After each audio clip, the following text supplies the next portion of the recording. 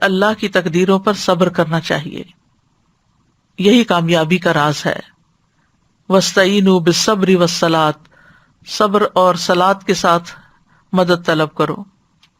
اب یہ ہے کہ جب مصیبت آ گئی، تقدیر کا حصہ بھی ہم نے سمجھ لیا کہ تقدیر ہے، تو اب مصیبت یہ ہلکی کیسے ہو، کیونکہ اس نے جانا تو اپنے وقت پر ہے۔ اب جیسے کہ لاک ڈاؤن ہوا ہے، لوگ گھروں میں بند ہیں، محصور ہیں، یہ بلا وبا جائے گی تو گھروں سے نکلیں گے نا، یہ قید ختم ہوگی۔ تو اب یہ جو اندر رہنے کی یا کام نہ ہونے کی یا ذریعہ آمدنی نہ ہونے کی کوئی مشکل ہے یا مصیبت ہے، یہ جائے گی تو اپنے وقت پر، اور ہلکی بھی اپنے وقت پر ہوگی۔ تو ابن القیم نے زاد المعاد میں کچھ چیزیں بیان کی ہیں جو مصیبت کو ہلکا کر دیتی ہیں۔ نمبر 1، پہنچنے والی مصیبت پر صبر کرنا، کیونکہ اگر انسان اس میں غور کرے گا تو اس میں کئی فائدے بھی نظر آئیں گے۔ جیسے مثال کے طور پر گھروں میں رہنے کے کئی فائدے بھی ہیں، بچوں کے ساتھ، وائف کے ساتھ ان کو ٹائم دینے کا، ان کو فوکس کرنے کا موقع مل گیا، نمازوں میں یکسوئی آ گئی، ٹھہراؤ آ گیا، اپنے ان دور پار رشتہ داروں کے بارے میں سوچنے کا موقع مل گیا جو ضرورت مند ہو سکتے ہیں۔ یعنی کئی طرح کی چیزیں جو ہیں وہ انسان اس تیز رفتار زندگی میں جو بھولے ہوئے تھا۔ اور سب سے بڑی بات یہ ہے کہ پولوشن ختم ہوتی جا رہی ہے، جب گاڑیاں کم چلتی ہیں، بہت سی مشینیں بند ہیں، فیکٹریز بند ہیں، تو نہ صرف یہ کہ انسانوں کو بلکہ جانوروں اور مخلوقات کو بھی سانس لینے کا موقع مل گیا۔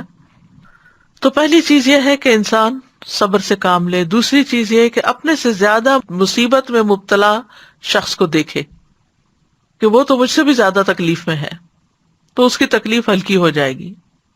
نمبر 3، بے صبری کا مظاہرہ نہ کرے، کیونکہ گھبراہٹ سے، واویلا کرنے سے مصیبت نہیں ٹلتی۔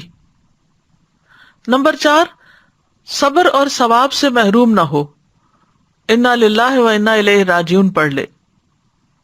نمبر 5، صبر اور اجر کی امید رکھے، یعنی یہ جان لے کہ بے صبری رب کو ناراض کرے گی اور شیطان کو خوش کرے گی، اور اجر کو ضائع کرے گی اور اس کے نفس کو کمزور کرے گی۔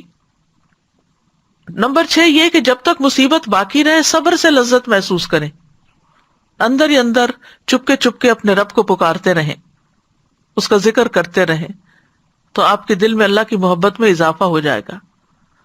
پھر مصیبت کو بھی اللہ کی رحمت سمجھیں کہ اللہ نے ہمیں تباہ کرنے کے لیے نہیں بھیجی، بلکہ اس لیے بھیجی ہے کہ ہم عاجزی اختیار کریں۔